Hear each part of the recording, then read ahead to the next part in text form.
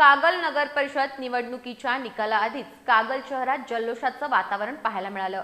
माजी मंत्री हसन मुश्रीफ यांच्या गटानं फटाके, गुलाल आणि घोषणांनी विजयाचा आनंद व्यक्त केल्याचं चित्र दिसलं।